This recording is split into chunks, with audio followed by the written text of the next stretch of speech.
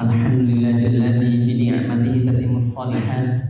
Rabbi shrah li sadri wa yassir li amri wahlul 'uqdatam min lisani yafqahu qawli.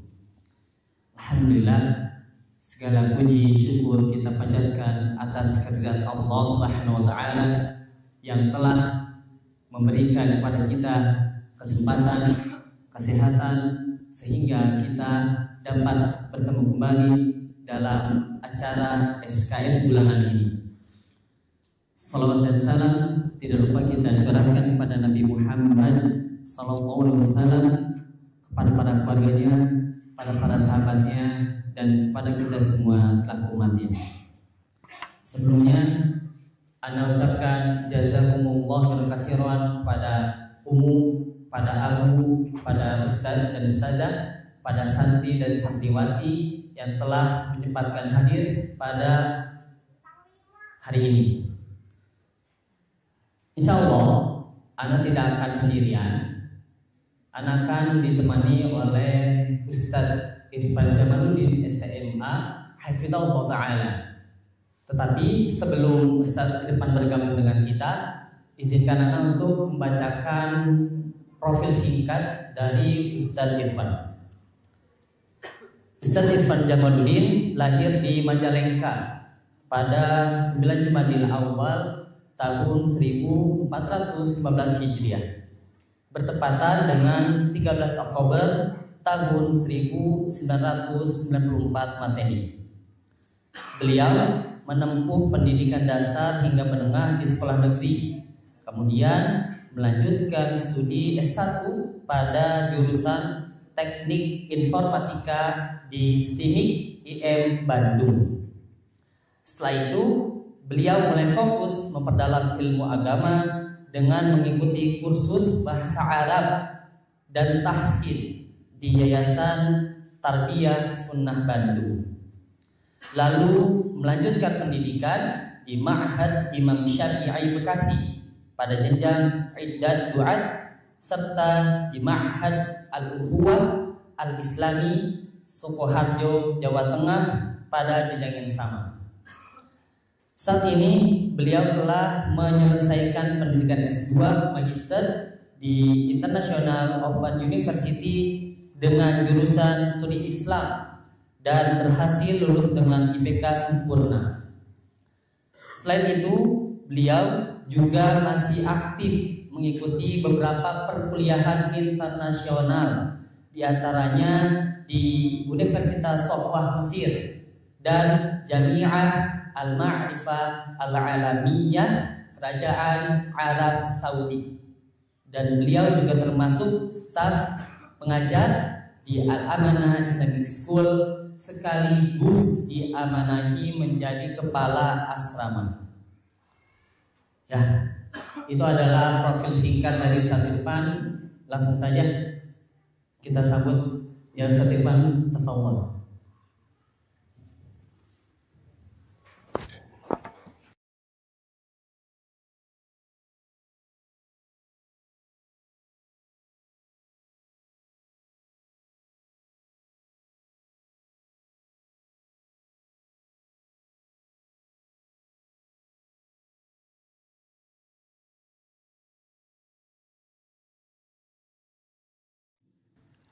Sangatlah penting, terutama untuk orang tua dan juga calon orang tua.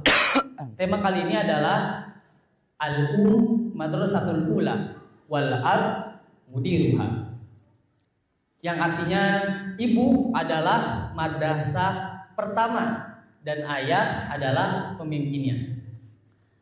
Sebenarnya itu adalah ungkapan yang sering kita dengar saja. Hanya saja anak itu familiarnya itu di ungkapan yang pertama, Madrasatul Ula, ibu adalah madrasah pertama. Tapi kita sering lupa bahwa setiap madrasah pasti ada kepala sekolahnya, setiap madrasah pasti ada pemimpinnya, dan yang kalau di sini pemimpinnya adalah ayah.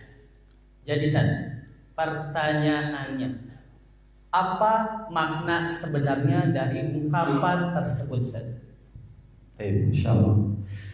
Alhamdulillah wassalatu wassalamu Rasulullah. Amma ba'du.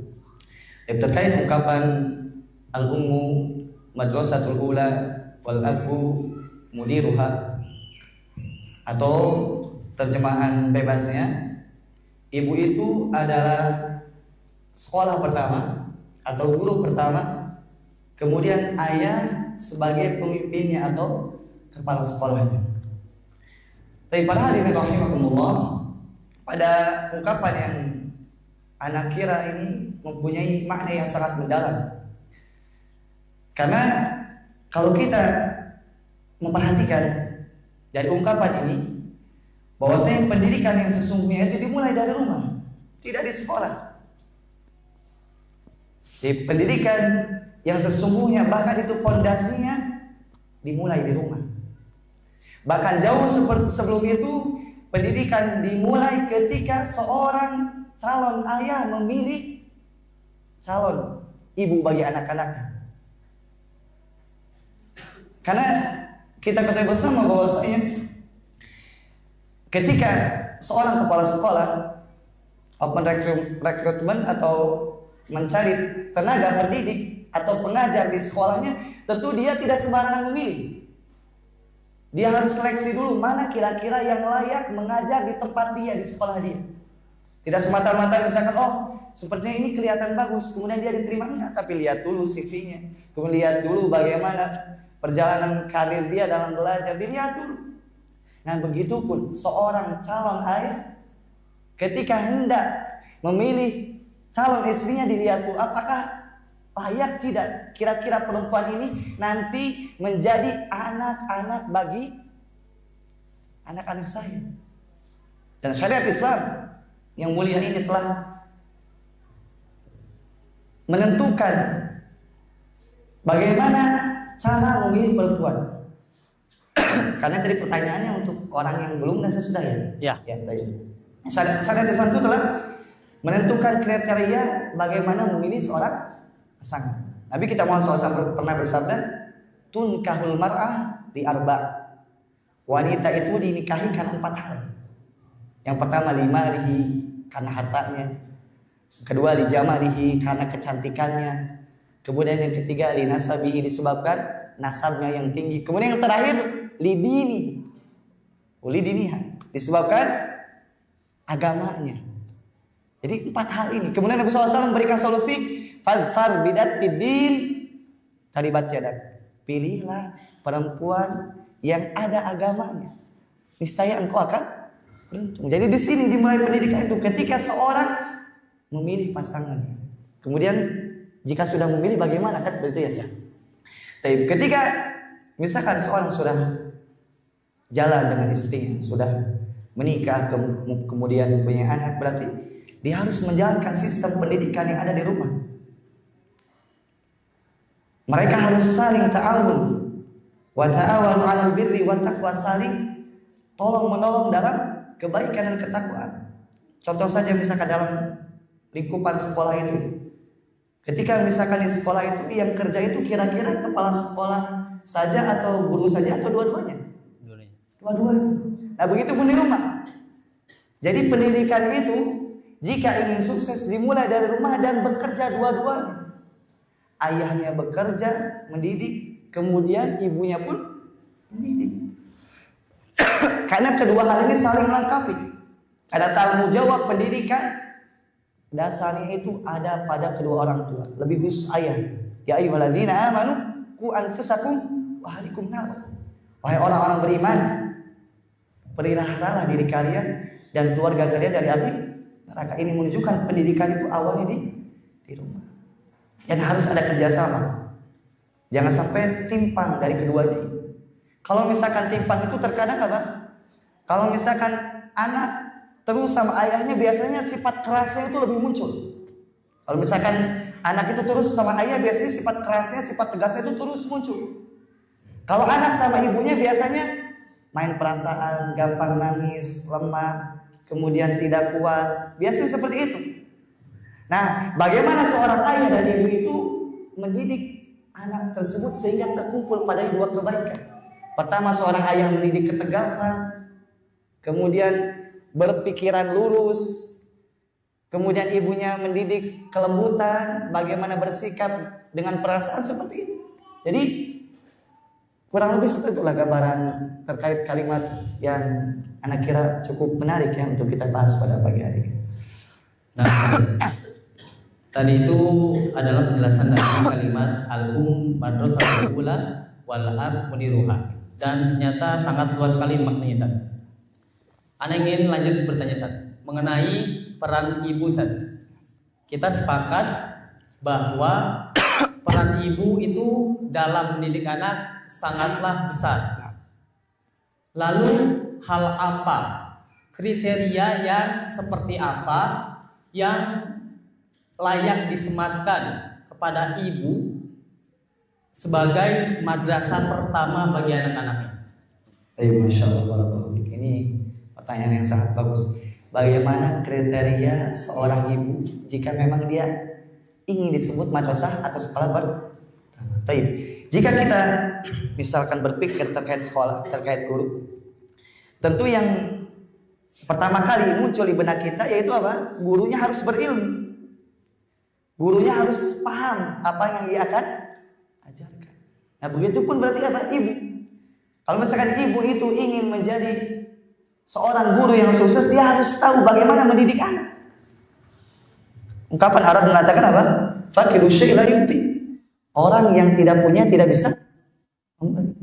Orang yang tidak tahu pendidikan tidak bisa mendidik. Nah, begitu pun ibu. Jika misalkan ibu ingin sukses dalam mendidik anak, dia harus belajar. Harus belajar bagaimana bersikap, mengedepankan kelembutan di situ.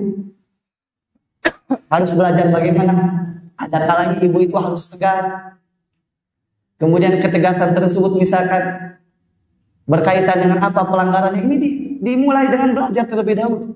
Coba misalkan kita bayangkan kita masuk ke sekolah, kemudian gurunya tidak tahu tentang pendidikan, tentang pelajaran, apa kiranya nasib murid-murid kita. Nah, begitu pun di rumah.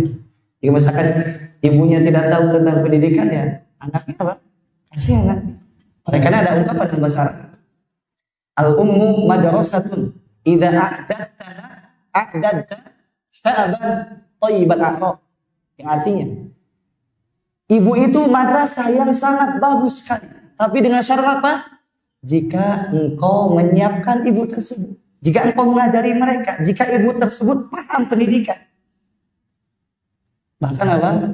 Jika ibu tersebut paham, maka dia akan menghasilkan generasi yang mulia, generasi yang tinggi. Ya, generasi yang tinggi itu dimulai dari rumah. Negara yang akan maju itu dimulai dari rumah. Karena negara itu apa? Kumpulan dari masyarakat. Dan masyarakat itu kumpulan dari keluarga. Dan keluarga itu kumpulan dari ayah, anak, ibu. Ketika misalkan keluarga ini sukses, maka ini pengaruhnya akan masyarakatnya akan baik, negaranya akan baik. Nah, berarti Anda tangkap ini dari peran mungkin calon ayah, jadi harus memilih ibunya dulu gitu saja, agar mencetak generasi yang berani atau Islami. Tadi tentang ibu, sekarang anak ingin beralih ke ayah, ya, tapi tetap diawali dengan ibu. Kita sering melihat bahwa seorang ibu itu sangat sabar dalam mendidik anak. Bahkan seorang ibu rela resign atau keluar dari tempat kerja untuk memberikan 100% waktunya kepada anak, memberikan pengasuhan, ingin memberikan pengasuhan yang terbaik kepada anak. Yang jadi pertanyaannya, lalu bagaimana dengan peran ayah? Apa yang harus ayah lakukan? Peran yang bagaimana, Ustaz, yang harus dilakukan oleh ayah, walaupun ayahnya itu sebagai pencari nafkah?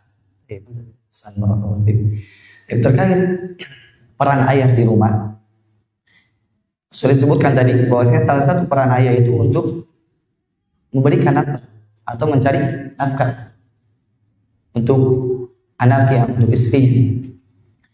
Tapi sebagian dari kita atau kebanyakan dari bapak-bapak, mereka hanya mentok di sini.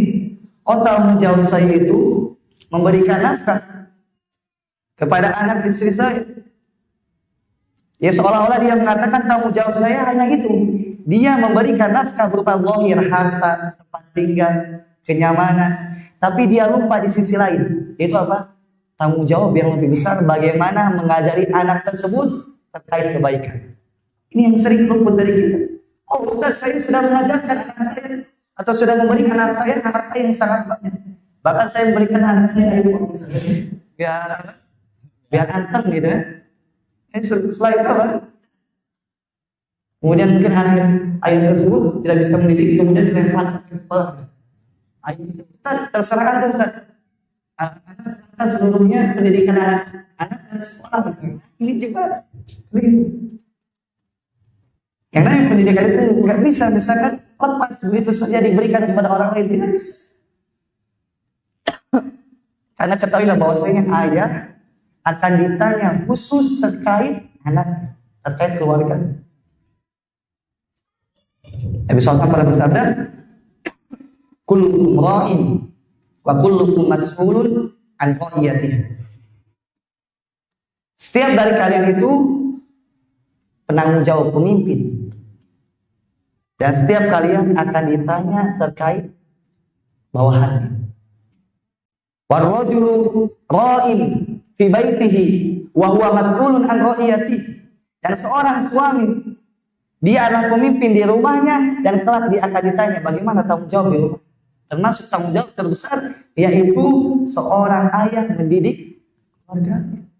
Bukan yang sibuk mencari nafkah kemudian lupa pendidikan, tidak.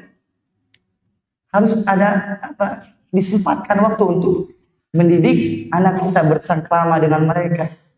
Lihatlah Nabi kita Muhammad SAW. Sesibuk-sibuknya beliau masih ada waktu untuk anaknya, untuk keluarganya.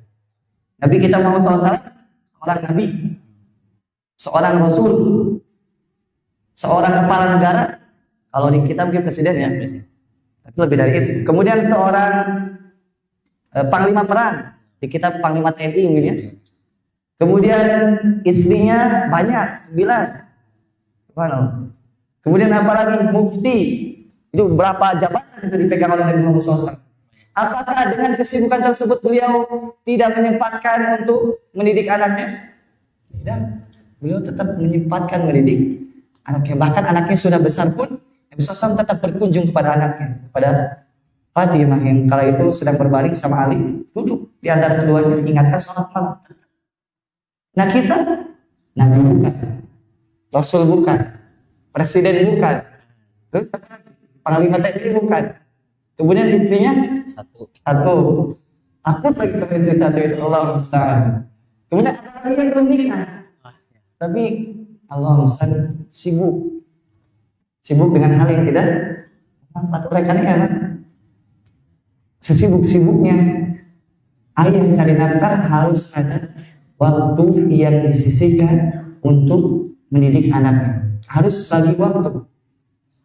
Jadi misalkan ada kalanya dia libur, kemudian belajar bareng, ajak kajian bareng, kemudian mungkin jalan-jalan bareng, kemudian di jalan-jalan tersebut diajarkan terkait pendidikan, bagaimana bersikap dan sebagainya. Karena tanggung jawab ya yang lebih besar daripada hanya sekedar apa? Memberikan nafkah lahir. Nafkah itu ada 2, nafkah lahir dan nafkah batin. Harus kita penuhi selaku seperti itu. Nah, berarti tanggung jawab ayah itu bukan hanya mencari nafkah, tapi ada yang lebih besar, yaitu mendidik anak. Pertanyaan selanjutnya, sekarang kita berada di zaman digital. Insyaallah. Semua serba menggunakan teknologi. Semua serba memakai internet, gadget, gawai.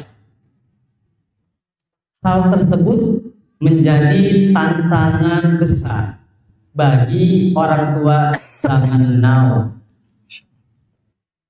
Terlebih ini fun fact, fakta.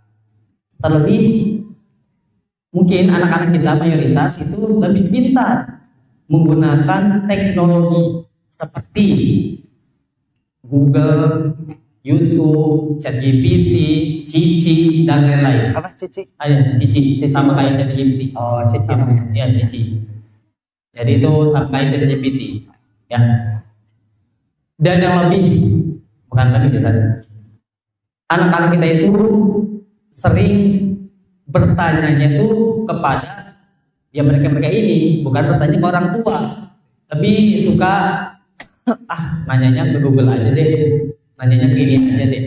Dan juga anak-anak kita sering curhat di media sosial atau ke temannya Zat, ke bestie Zat. Bestie itu apa? Bestie itu teman dekat. Oh, nih kayak gini Zat. Oh ya, dekat banget gitu. Dan juga ini Zat, terkadang ini mungkin bagi orang tua yang belum tahu, anak-anak zaman now itu punya second akun yang kedua. Akun kedua. Jadi di akun misalkan punya Instagram, di akun yang pertama itu postnya kosong. Nah, di akun yang kedua biasanya mereka mengekspresikan diri di sana. Antum kok tahu? Akun antum 2? Ana bukan 2, Ana punya 5. Oh. Tapi itu akun bersama akun bersama bukan akun Ana ya. Nah, pertanyaannya bagaimana cara atau trik untuk orang tua zaman now menjadi pendidik utama bagi anak-anak biar mereka itu curhatnya tuh ke orang tua, pertanyaannya ke orang tua, bukan ke medsos atau ke yang lain-lain. Insyaallah banyak sekali bahasa-bahasa yang bahasa Gen Z itu atau Gen Z.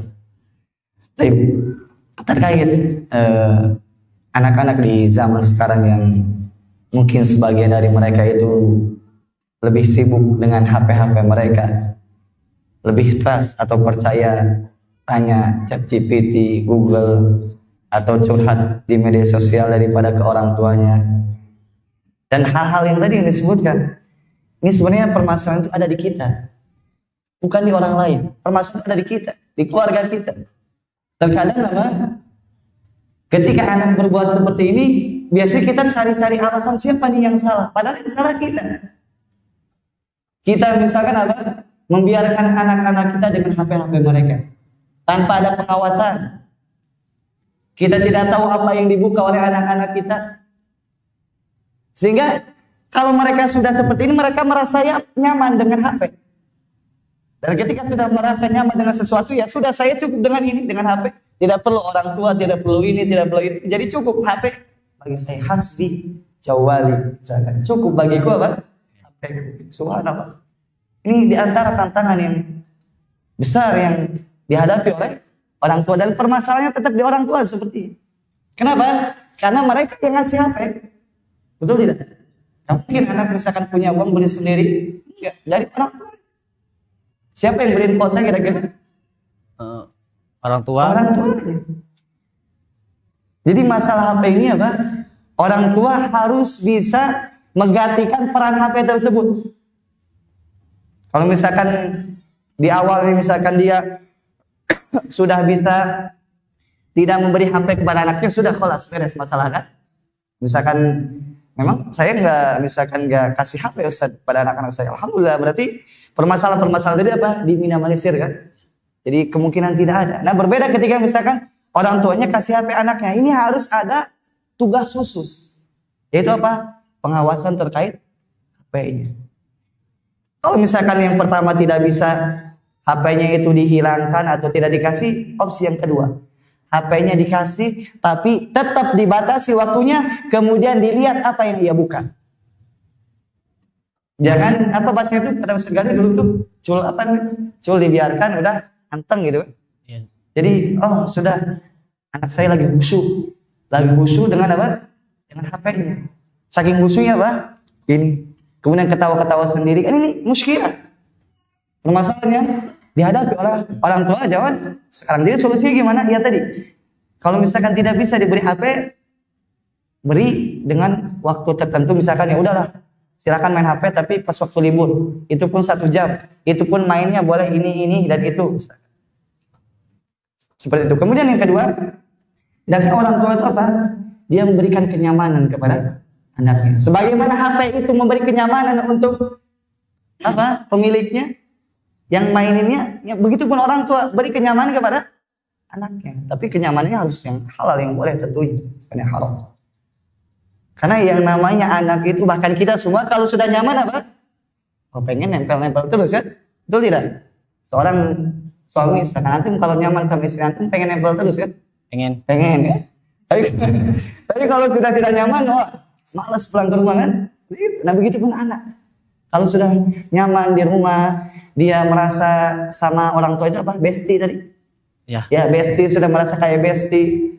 Udah dia merasa rindu dengan orang tuanya, pengen pulang ke rumah, pengen main sama orang tuanya. Kenapa? Dia sudah memberikan kenyamanan. Begitupun tadi, misalkan anak lebih curhat ke media sosial atau kepada temannya yang lain, karena memang nyamannya, titik nyamannya di situ. Kalau misalnya kita bisa mengalihkan titik nyamannya berada di sisi kita, oh sudah beres permasalahan tersebut. Semua bisa dipahami. Nah, Ustaz, berarti harus nyaman. Lalu yang selanjutnya, Ustaz, Ana sering mendengar istilah keluarga cemara. Apa? Keluarga cemara, Ustaz. Pohon cemara. Bukan. Bukan. Jadi keluarga cemara itu istilah pada keluarga yang harmonis, keluarga yang utuh, keluarga yang di dalam rumah itu penuh dengan kasih dan sayang. Nah, itu keluarga cemara. Kan tadi keluarga cemara. Bagaimana dengan keluarga yang tidak cemara? Oh, berarti kebalikan. Contohnya, dalam hal pendidikan, kedua orang tuanya itu sama-sama sibuk bekerja, Ustaz. Kedua-duanya bekerja. Ya, jadi ketika ayah dan ibunya berangkat bekerja, anaknya masih tidur. Ketika ayah dan ibunya pulang, anaknya sudah tidur. Jadi tidak ada waktu untuk mendidik. Bahkan orang tuanya yang telah bercerai.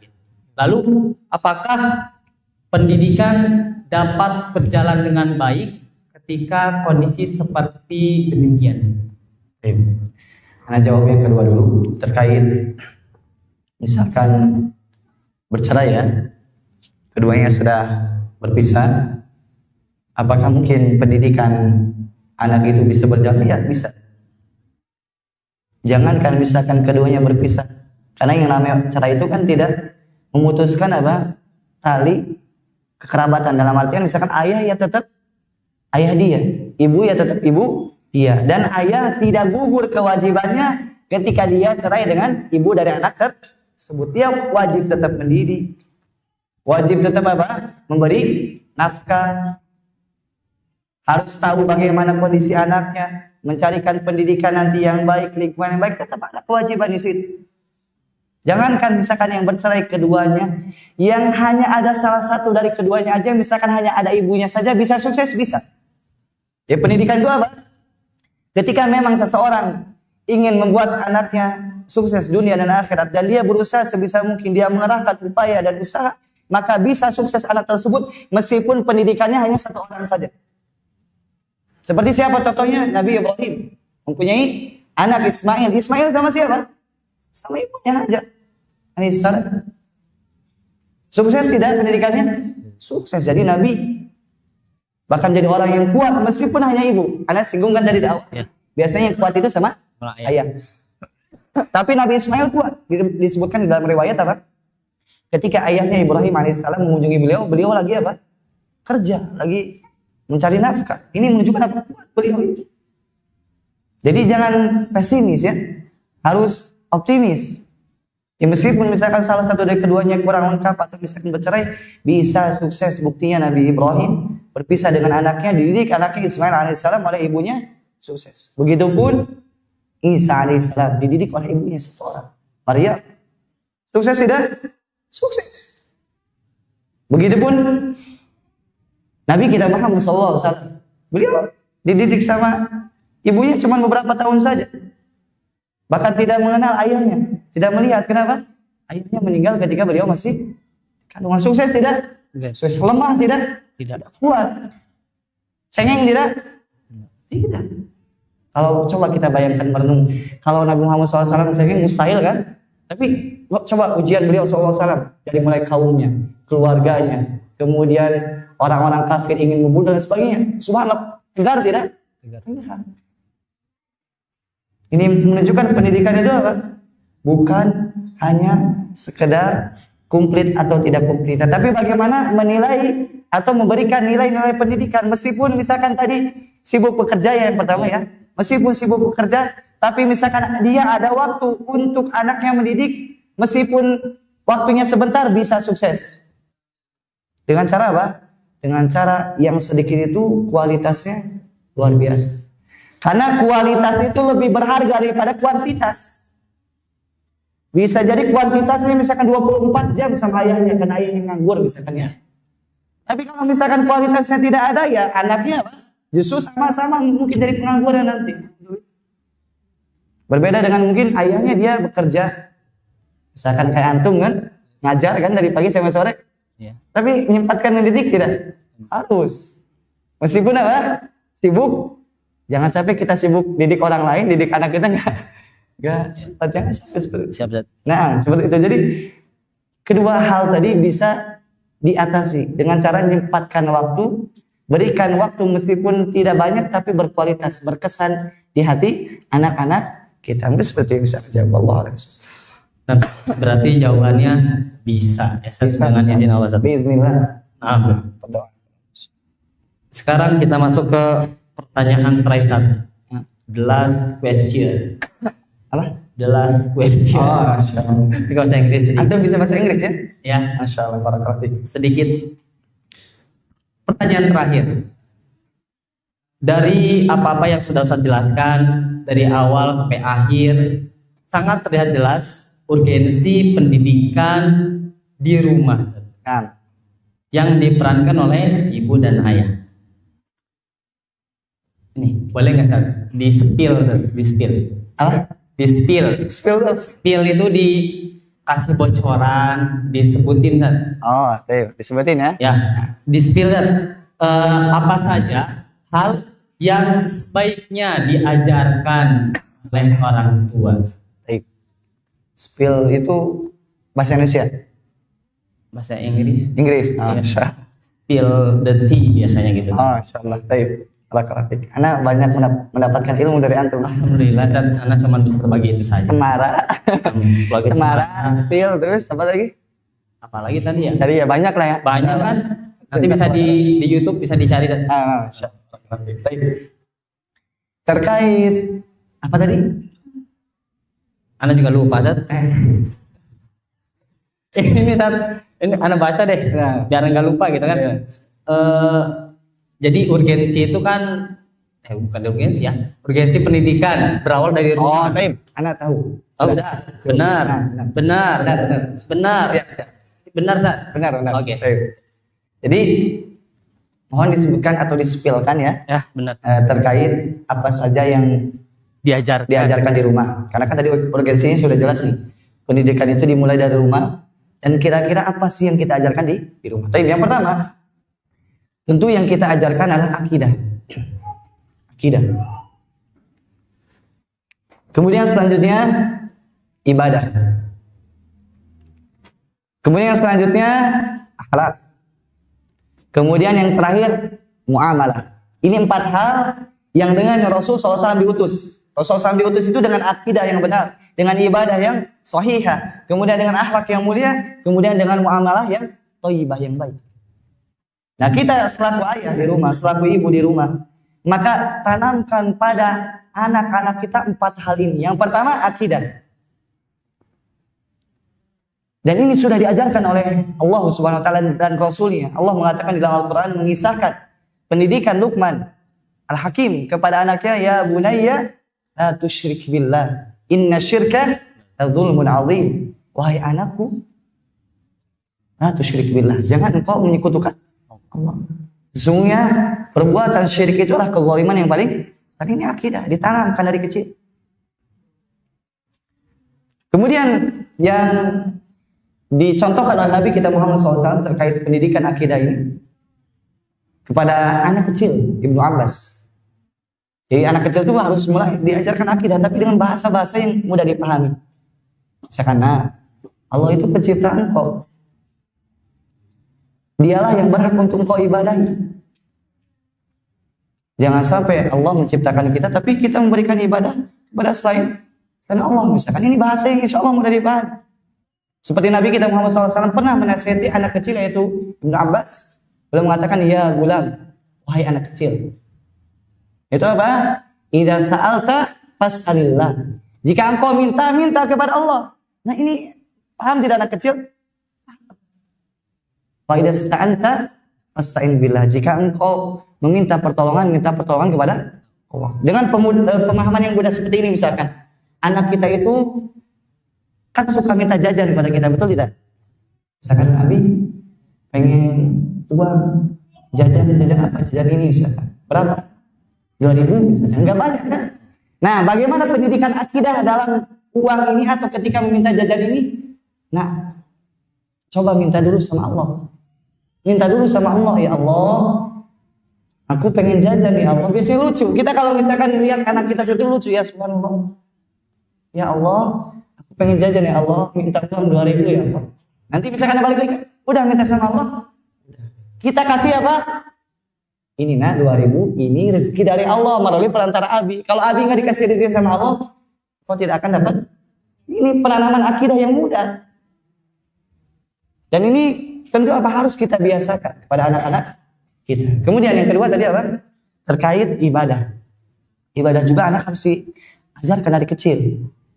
Diajarkan bagaimana misalkan wudu yang benar, diajarkan tata cara sholat meskipun belum sempurna, dan biasanya anak itu nggak sempurna. Dan kita kan kalau lihat anak-anak kita sholat itu sembarangan ya. Tapi paling tidak melihat gerakan kita. Oh Abi, anak sholatnya seperti ini. Umi anak sholatnya seperti ini ya. Itu apa? Secara tidak langsung menanamkan pendidikan ibadah yang benar kepada anak kita. Oleh karena apa? Di antara syariat yang Rasul kita alaihi wasallam ajarkan, sholat sunnah itu di rumah ya. Sholat sunnah itu di rumah supaya apa? Supaya anak kita melihat sholat kita. Dan ini juga PR bagi ibu-ibu ya. Sibuk-sibuknya apapun, kalau misalkan sudah adzan, udah beres. Ustaz lagi motongan bawang misalkan, udah bereskan dulu misalkan satu, kemudian cuci tangan, kemudian sholat. Biasanya nanti anaknya seperti itu biasanya. Kalau misalkan ibu dan ayahnya ketika adzan langsung bergegas untuk sholat, biasanya anak apa? Seperti itu. Dia akan tumbuh ibadah yang benar pada anak kita. Sebaliknya misalkan ketika ayah dan ibunya melakukan yang jelek-jelek, biasanya anaknya seperti itu juga gitu. Ini ada yang mengatakan kerusakan anak itu berawal dari kerusakan bapak. Sholahul abna bisolahil aba, kama anna fasadahu bifasadihim. Yang namanya rusaknya anak itu biasanya rusak ayahnya. Sebagaimana jika ayahnya itu baik, biasanya anaknya akan baik. Jadi kalau misalkan anak kita itu ada masalah, jangan yang orang lain, kita dulu introspeksi diri.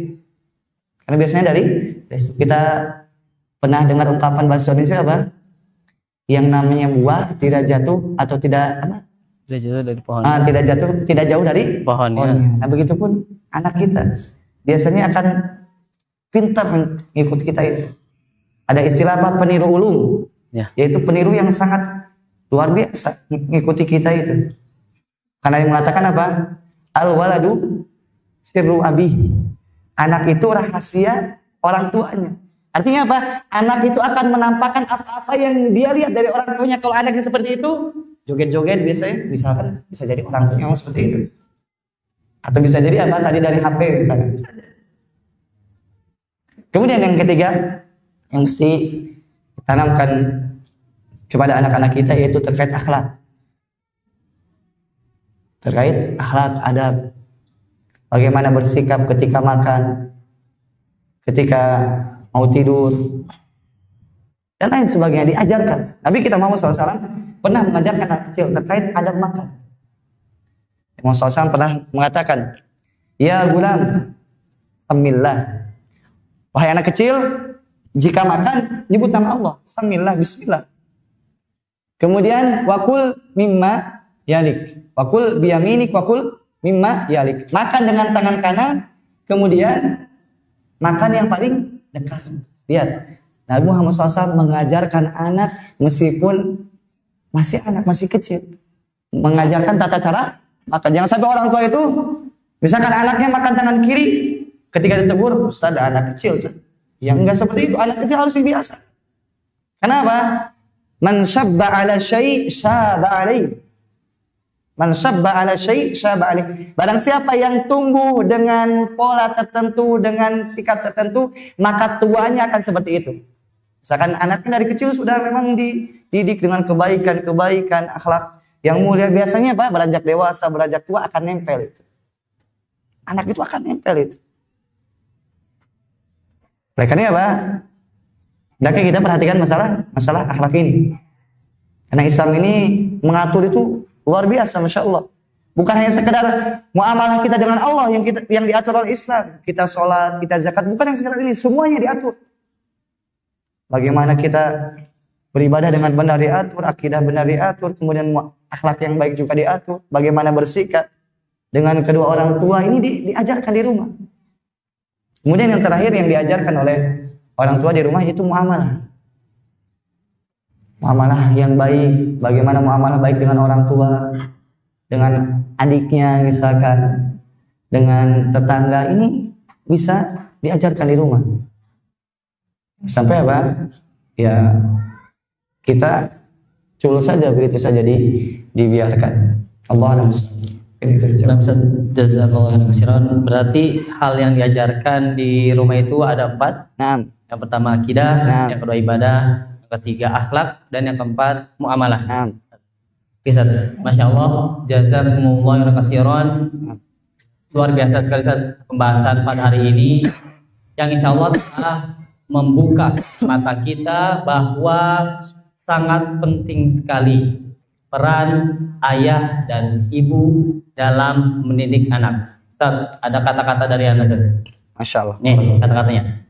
Karena sudah seharusnya ayah dan ibu saling menguatkan, bukan menyalahkan, saling melengkapi, bukan melemahkan, dan saling mendoakan, bukan saling melupakan. Karena anak adalah amanah, oleh karena itu kita harus memberikan kemampuan terbaik dalam menuntun dan membimbing anak kita. Terakhir Ustaz, sekarang kan tadi kata-kata dari anak. Nah sekarang kata-kata dari Ustaz. Boleh Ustaz? Kata-kata atau nasihat kan jangan kalau kata-kata nanti ya. Kata-kata kan tadi tuh. Iya. Sekarang mah nasihat bagi orang tua. Nah, kalau kata-kata nanti cakep kan ya, gitu. Tadi nggak ada yang cakep tapi ya. Mau diulang? Nggak usah. Nasihat mungkin ya. Ya nasihat. Nasihat dari untuk anak tentunya sebagai orang tua dan untuk para ibu dan para bapak dan calon ibu calon bapak. Terkadang yang namanya mendidik anak itu,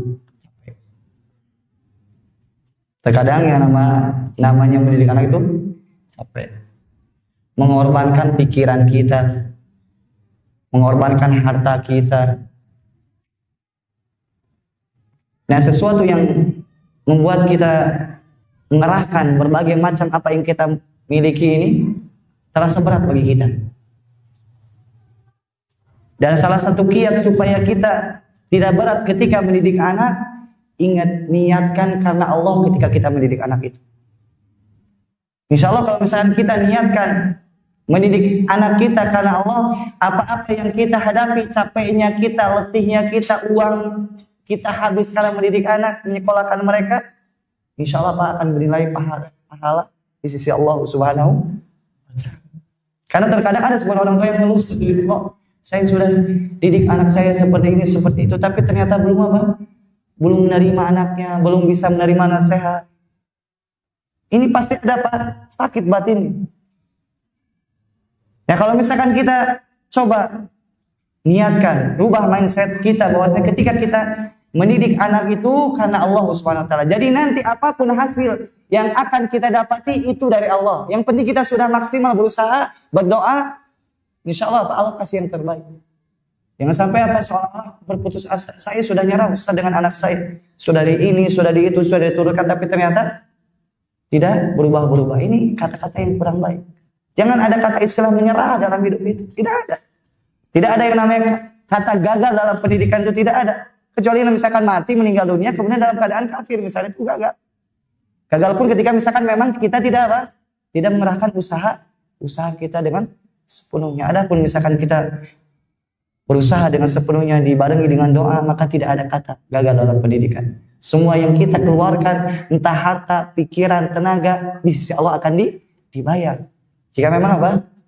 Memang kita ikhlas, kata Allah SWT. Anak ini subhanallah aset terbesar kita. Kita punya aset apa? Tanah, kemudian kebun, kemudian ini, itu aset duniawi. Adapun anak ini asetnya bisa sampai akhirat. Kita sering dengar bahwasanya apa? Idza matal insan in qata'a amalu illa ihdatsalat min ihdatsalat. Ketika manusia meninggal dunia sudah terputus amalannya, tidak bisa lagi beramal kecuali salah satu dari 3. Salah satunya apa? Awwaladin sholihin yad'ulah. Anak soleh yang mendoakan. Bahkan subhanallah, innallaha, kata Nabi SAW, innallaha la yarfa'ud darajata lil 'abdi sholih fil jannah. Kata Nabi SAW, sesungguhnya Allah akan mengangkat derajat seseorang yang soleh di surga nanti. Kemudian orang tersebut heran. Dia tahu amalnya, amal itu sedikit, tapi dia mendapatkan derajat yang tinggi di sisi Allah Subhanahu wa taala. Sehingga dia mengatakan, "Ya Rabbi, min aina li hadza?" Dari mana aku dapat ini? Allah, aku dapat derajat tinggi dari mana? Kata Allah Subhanahu wa taala, disebabkan istighfar anakmu kepadamu. Subhanallah. Ini aset kita yang hendaknya apa? Kita berusaha sabar menghadapi mereka, didik mereka. Insya Allah dengan ini kita akan apa? Akan mendapatkan pahala yang besar dari Allah Subhanahu wa taala. Jazakumullah khairan atas nasihat yang sangat berikan. Alhamdulillah. Sekarang adalah sesi tanya jawab. Mungkin di antara Umu, di antara Abu punya kegelisahan, punya kegundahan yang selama ini masih menjadi tanda tanya besar di dalam hati. Dan sekaranglah waktu yang insya Allah tepat untuk mengutarakan hal ini. Bagi Umu atau Abu yang ingin bertanya, bisa langsung bertanya atau menulis di secarik kertas. Ya.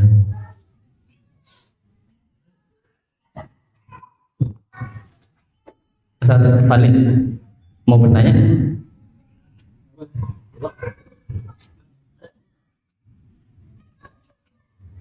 Kertasnya ambil aja, teman-teman baca.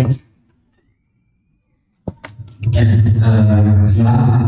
pada anak ini pertanyaan saya jawab. Masya Allah. Ya, sebagai calon ayah yang baik. Masya Allah, barakallahu. Ini bertanya.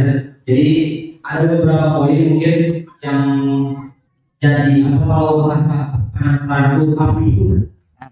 Jadi kurang gitu rasanya. Kurang jelas. Mungkin Anda mau bahas itu yang pertama tadi yang Anda dari bawah itu isinya tentang macam-macam juga. Ibu sebagai sekolah pertama gitu. Nah, tapi kami Ustaz sebagai guru, Ustaz itu sebagai guru gitu. Kalau mana pertama itu ibu, udah ada gitu sekolah di rumah gitu. Nah, pertanyaannya, terus apa gunanya bisa apa manfaatnya? Sekolah-sekolah kayak pengalaman sebagai guru. Kalau sekolah pertama itu ibu, baru sekolah seperti alaman ini apa gitu? Masya Allah. Pertanyaan yang sangat dalam ya. Kalau kita gambarkan lebih dalam daripada sumur. Palung ada di samudra. Palung itu paling dalam. Kalau terkait apa sebenarnya peran sekolah? Jika misalkan tadi dikatakan ibu itu sekolah apa? Yang namanya pendidikan di rumah tidak sepenuhnya sempurna, betul tidak? Ada kalanya penuh kekurangan. Bisa jadi misalkan memang ayahnya kurang bisa dalam mendidik, atau ibunya juga misalkan punya anak banyak misalkan, harus ada salah satunya yang yang sekolah gitu. Karena yang namanya sekolah formal itu atau nanti pesantren juga ya bisa saling melengkapi dengan pendidikan yang ada di rumah. Contoh misalkan pendidikan sosial nih, di rumah itu kurang. Yang kita senang luput mungkin seperti itu. Di rumah kalau hanya sekedar kecerdasan kita bisa mendidik, sekedar hafalan kita bisa mendidik. Tapi untuk sosial mesti ada interaksi dengan yang lain. Biasanya kalau anak misalkan diam di rumah terus, sibuk dengan pendidikan keluarganya, kemudian jarang interaksi, nanti kaget. Kurang bisa muamalah dengan sesama, dengan lingkungan. Ini hal terpenting yang ada di sekolah atau di pondok. Bagaimana anak itu diajarkan interaksi sosial. Karena yang namanya pendidikan itu bukan hanya sekedar kognitif saja. Oh cerdas, oh hafal ini, enggak. Tapi bagaimana juga dia bisa bermuamalah baik. Kemudian di antara juga kalau seorang sekolah itu, ini Anda dapat faedah dari istri Anda ya. Kalau anak sekolah itu nanti ketika ada masalah dia lebih kuat. Dia lebih kuat. Nah, misalkan SD nih ada masalah sama temennya, ya biasa kalau masalah mau ajar. Kalau misalkan anak didiam di rumah terus nggak ada masalah, nanti tiba-tiba remaja ada masalah, drop dia, mentalnya kena. Kenapa? Dia nggak ada masalah sama sekali, hidupnya lempeng terus. Misalkan. Tapi kalau misalkan dia dididik di sekolah ada masalah sama temennya, wajar gesekan-gesekan sedikit. Karena dunia ini nggak ada masalah, pasti ada masalah. Ini diantaranya apa? Jadi yang namanya sekolah formal itu saling melengkapi.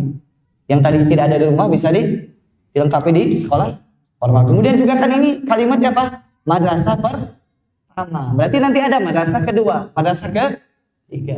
Berarti apa? Madrasah pertama rumah, madrasah kedua misalkan bisa formal dan terus. Karena pendidikan itu kan berjenjang ini. Wah, jazakallah. Dipilih atau dari atas? Terserah antum. Terserah. Anda bacakan saja. Ya. Assalamualaikum.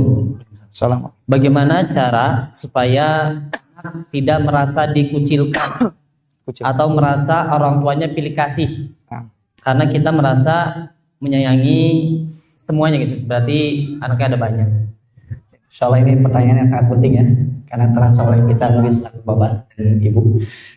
Terkadang yang namanya ketika misalkan kita punya anak satu, ini aman-aman aja ya, fine-fine saja kan biasanya. Tapi ketika nanti punya anak dua, ini kakaknya biasanya ada rasa cemburu, dan itu wajar.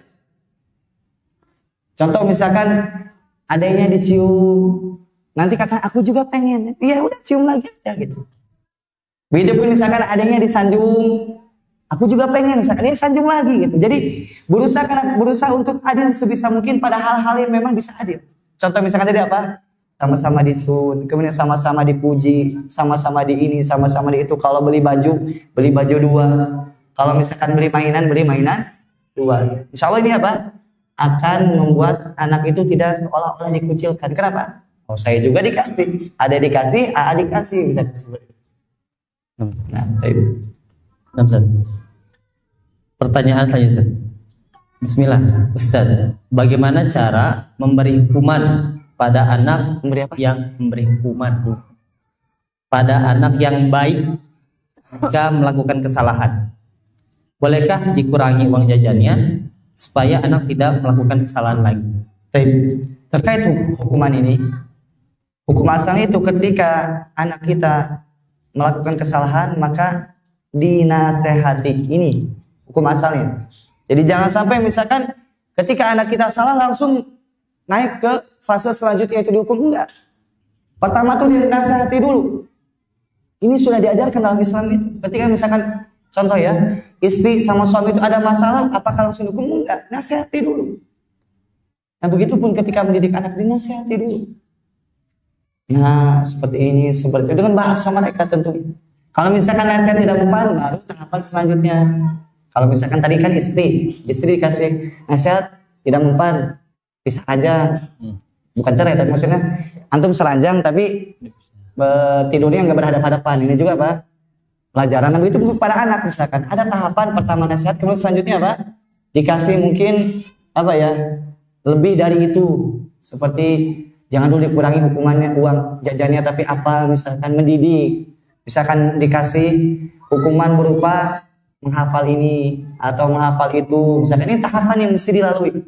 Kalau misalkan ternyata hafal itu nggak mempan, baru misalkan tadi ke uang jajan dan seterusnya. Jadi hukuman itu nanti biasanya apa di terakhir gitu. Ustaz, mungkin ini pertanyaan terakhir saya karena waktunya sudah menunjukkan jam 10. Saya ibu rumah tangga sekaligus wanita karir. Tapi ibu rumah tangga sekaligus wanita karir.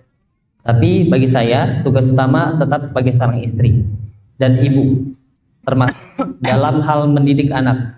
98% saya yang berperan. Saya ridho, ikhlas karena yakin Allah akan memberikan ganjaran pahala untuk saya. Pertanyaan Ustaz, apakah saya berdosa tidak mengingatkan suami dalam mendidik anak? Terkait tadi misalkan ibu ini bertanya, apakah yang terakhir dulu ya, apakah saya berdosa atau tidak ketika saya tidak mengingatkan suami saya untuk mendidik? Kenapa 98% pendidikan sama istrinya? Ya tentu tidak baik jika tidak nasihati, ajak ngobrol. Dan jika ajak ngobrol dengan suami itu jangan seolah-olah mematahkan atau apa, ngasih tahu. Jadi diajak ngobrol saja, misalkan bang atau abi atau ayah misalkan. Sebenarnya itu pendidikan itu tanggung jawab siapa sih? Ajak ngobrol, bukan diajari. Ini salah satu bentuk nasihat kita kepada yang lebih atasan, lebih atas dari kita. Entah kita ke pemimpin atau istri kepada suami. Karena biasanya kalau misalkan langsung dikasih tahu biasanya nolak ya. Ajak tahu, dikasih tahu dulu. Misalkan kalau dia jawabannya salah, misalkan baru. Kalau yang anak tahu belajar parenting kan, katanya itu yang paling besar tanggung jawabnya itu apa? Ayah. Meskipun apa? Ya tidak, aktivitas anak itu tetap banyaknya sama ibu. Karena misalkan kepala sekolah aja sama murid, banyakkan kepala sekolah sama murid atau guru sama murid? Guru sama murid. Nah begitu pun. Memang mau tidak mau yang namanya aktivitas anak itu kebanyakan sama ibu. Jadi diingatkan dengan baik. Misalkan tanggung jawab itu apa? Ada pada ayah. Dengan cara tadi ngajak ngobrol. Kemudian tadi yang pertama apa? Alasannya wanita karir. Ya. Wanita itu sebenarnya di rumah pun berkarir dia. Bahkan berkarir 24 jam ya. Ada nggak pekerjaan atau yang karirnya 24 jam? Nggak ada, kecuali ibu rumah tangga. Bahkan subhanallah, kalau istri kita lagi punya anak bayi ini, jam 12 malam disuruh kerja. Ya. Apa? Supaya anaknya tidur. Nanti jam 12 malam tidur, jam 2 disuruh kerja lagi, bangun lagi. Ada nggak kerjaan kira-kira di kantor jam 12 ke sekolah? Sekarang nggak ada. Ada nggak? Nah, subhanallah. Jadi ini juga mindset yang perlu kita rubah. Ketika misalkan perempuan atau ibu diam di rumah juga ini berkarir dan bekerja, ya. Jadi bekerja itu bukan hanya apa?